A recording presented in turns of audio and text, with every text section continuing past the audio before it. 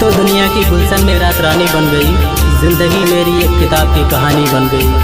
इतनी वफा के बाद भी नहीं चाहा हमें, तो सोचता हुए कैसे राजा की दीवानी बन गई।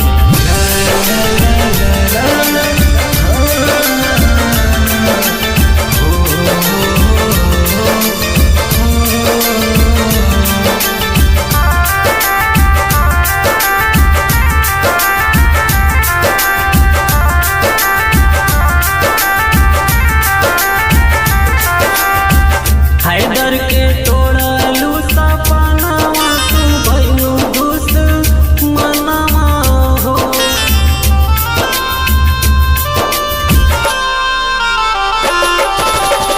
हैदर के तोड़लू सपनावा तू भइलू दुश्मनवा हो।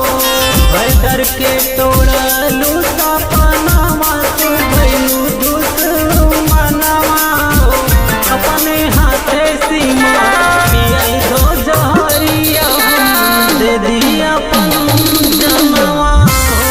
अपने हाथे जानू पियाई दो जहरिया हम दे दिया अपन जनवा हो। कश्ती भी गई, किनारा भी गया, टूटे दिल का सहारा भी गया। कोई पूछे तो बता देना, हैदर किसके प्यार में मारा गया।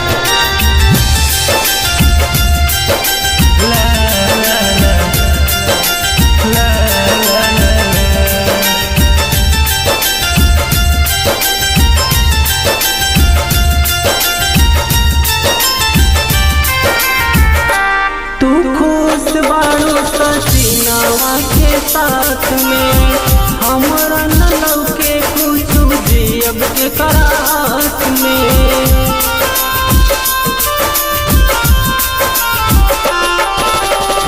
तू खुश बाड़ू हो सचिनवा के साथ में, हमरा न लौके कुछ जियब के करात में।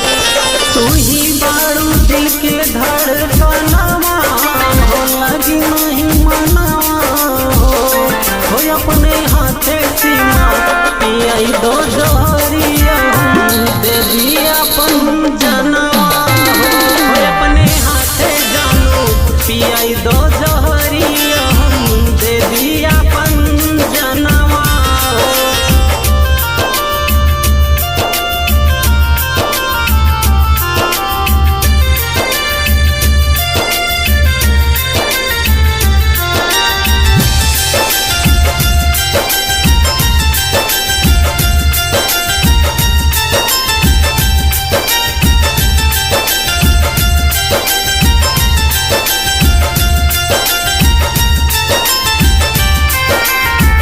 के करस दिल के दर्द सुनाई, तोहरा बिना जानू हमसे जियल नहीं जाई।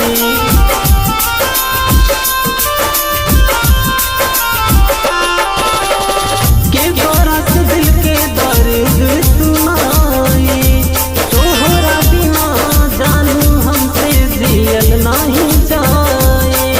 सूरज फिरोज के तू भइलू सपनावा, लगी नहीं मनवा हो।